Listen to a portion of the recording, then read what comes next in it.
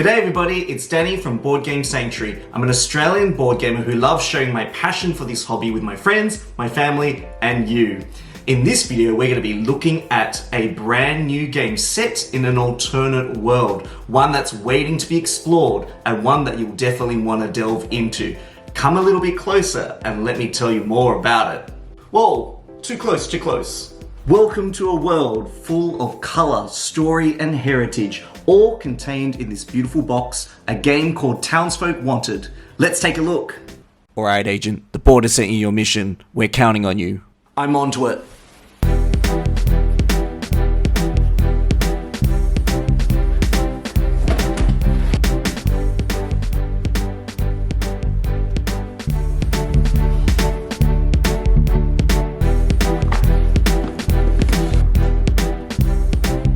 So in this game, you play agents as you draft cards of different coloured suits. Thanks for the great teach, Danny. You saved us a lot of time. Mission accomplished.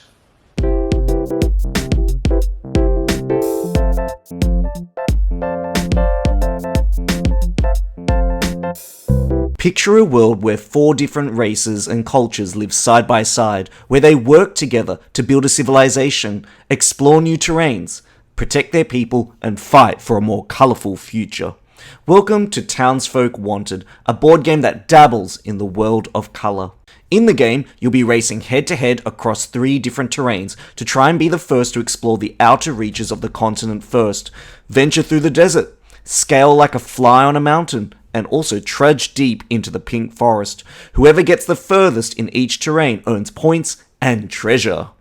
To become invested in this world, you will need to send agents to the city centre as well as to these 5 coloured decks, each with its own purpose and theme. You'll draft cards from those available and resolve their various actions listed. To recruit an agent, players will either draw 2 discs from the Zelda Breath of the Wild looking bag and place one in the town centre and the other on a matching deck colour. The agent that is placed on the deck indicates which card area you are willing to choose and draft from. The other agent in the town, well, they're having a cup of coffee at the moment, or maybe they're just gathering some intel. On subsequent turns, you can continue to choose to draw 2 more agents from the bag, or you can guarantee your card selection by moving in an agent that was left in the town on a previous turn and move them to their matching deck. It's an interplay of espionage and balancing what you want with who you're willing to leave behind. The work of these agents is actually never truly done, because once players have built their tableau of 3 to 4 cards, in reverse player order, players are going to be taking these agents from the top of these decks and deploying them out into the town centre, getting the bonuses that are listed on the board. This is a really cool twist in the worker placement mechanic, because not only do these agents influence which cards you actually draft, they then influence which resources you then gain in the subsequent phase, which has a consequential impact on the game. The 5 coloured decks represent the townsfolk and places you'll visit. They are like Polaroid snapshots in time of a world brimming with colour. The blue cards are merchant cards, which provide you victory points for every matching race icon you have in your tableau during the income phase. Whether it be human, goblin, beast or sprite, everyone is considered a customer and has a story to tell. Yellow cards represent the builders of the society. They help construct trading posts on the 3 exploration tracks in the mountains, desert and pink forest. Red soldier cards score 2 victory points for every trading post you have on the 3 tracks at the end of the game. Think of them as fortifying your territory. Purple exploration cards provide you with the hiking abilities needed to race along the 3 tracks, as well as to score for flags along the way. Green cards provide you with goods, the essentials you'll need to journey far and wide, including apples, swords, and crystals. Sending agents back into the town centre now twists the game around.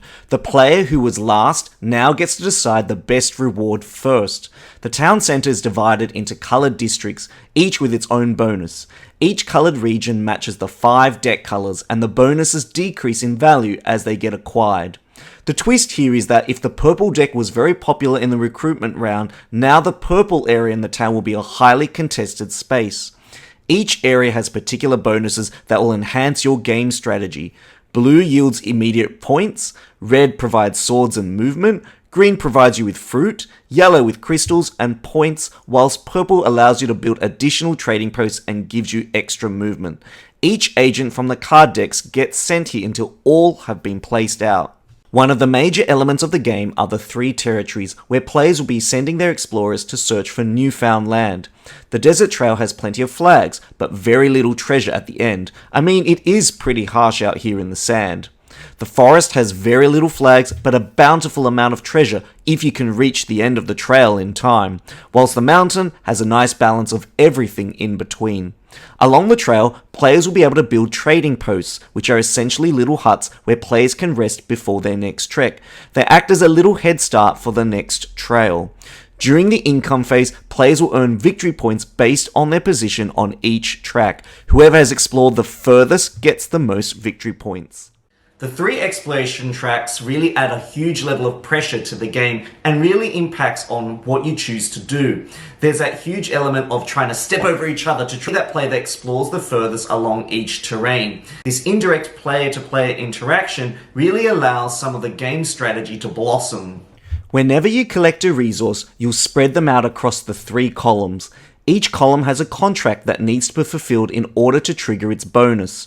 One has 1 material of each type, another has 4 of any resource, and the final one has 3 of a single type. So what is the point of collecting all of these resources? Well, each player has a duty to fulfill.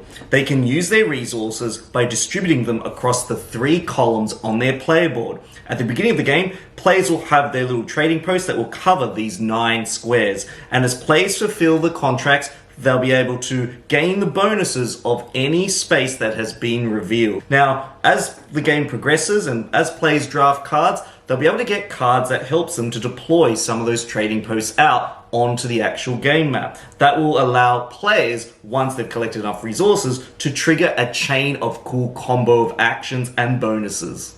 The Tableau building aspect is interesting, as not only are you picking the actions you want, but you're trying to gather cards of the same suit. Having the same icons will give you endgame points. If you have 5 icons that are the same, you'll be able to score certain card types in your Tableau at the game's end. Now, I liken the Tableau building here to like a casino slot machine. Every time you pull that lever, you get bonuses and you get victory points. And this has that same gratifying feeling of pulling a lever, getting bonuses, and no matter which card you pick and how you combine them together, you're going to be constantly rewarded in this game. You're going to get used to having your finger on your victory point marker because you'll be constantly moving it around the board. And this victory point track around the board kind of acts as a visual race. You'll see players constantly shifting their victory point score and upping up the value, and that's going to add the pressure indirectly onto you to try and catch up or supersede the strategy that they might be exploring. Hey Danny, I thought you said Euro games were really dry. I'm kidding! I'm kidding! I'm kidding!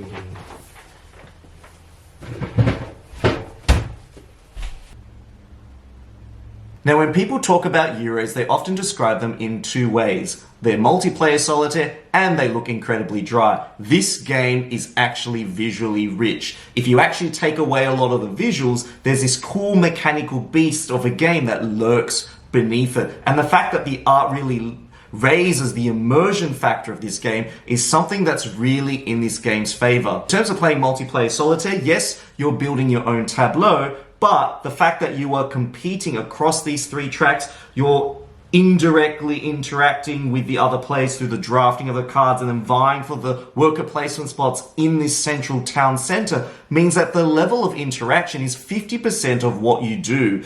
Yes, your tableau does have an impact on what other players decide to do. If I start building an outpost in the 2nd and 3rd position of one of the tracks, the other players are going to say, hang on a minute, that player has a head start in the next round in that terrain. I need to catch up. I need to match or supersede what they're trying to do. So that's going to really influence the strategy that other players take. And this game is full to the brim of nuanced interactions. This end of game suit mechanic where if you get 5 of the same suit, you actually get the ability to claim the power of the scoring of that condition at the end of the game. This in itself creates a sub-race within the 3 races that are visually laid out in front of you, in addition to the race for victory points that are in your tableau.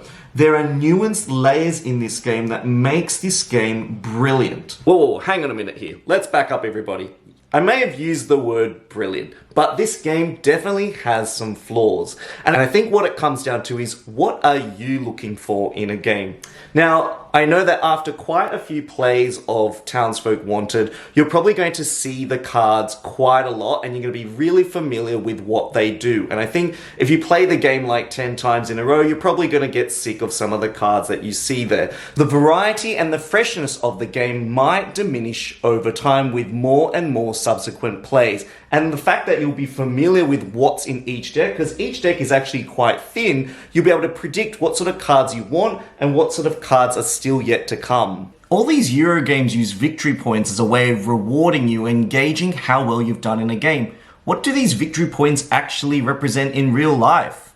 Well, in my day when we played board games, we just forced everyone else into bankruptcy and took all their money. Another thing that's missing is the fact that every player has the same abilities and same playable. There's no real differentiation between the players other than how they're going to draft their cards. So unlike in games like Root, where each player has a particular playstyle and there's asymmetry, this game is lacking that. So one of the questions you might be asking is, how similar is this game to Root? First of all, it's got a very similar dressing to it. The art style is relatively similar, and the theme is similar in terms of all the different races, and even down to the wooden pieces with the funny expressions. I think it's all purely coincidental. Now, the thing that is similar between the two games is, not only have you got this fantasy world with all these creatures in it, but you've got the idea of vying for dominance in particular areas. Yes, in Root, it's dominance on different regions of the board, but here in Townsfolk Wanted, the dominance comes down to the racing tracks. It's a little bit more linear in terms of how you achieve that dominance.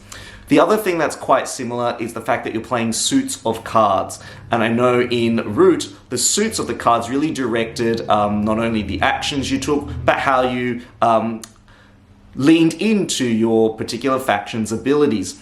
In Townsfolk Wanted, those suits are there to gain bonuses, allow you to build your engine, and deploy a lot of your trading posts out. It serves more as a function of scoring victory points in a more efficient and synergistic way. Townsfolk Wanted definitely feels like Root, the light edition. If I were to choose one of these two games to play casually, I'd probably take Townsfolk Wanted off the shelf. Not only does it tick the same boxes of that thematic immersion that I want from Root, but also it has simple enough rules that anyone can really pick up the game quite quickly and play within about 15 minutes. It also has that same satisfying feeling of collecting suits of cards, building that tableau, but also adding a layer of thickness to the game. The idea that each decision you make is going to affect every other player around you. And that's going to really invite for some very close observation when it comes to thinking about what you're going to do and how that ripple effect is going to flow through to the other players' turns.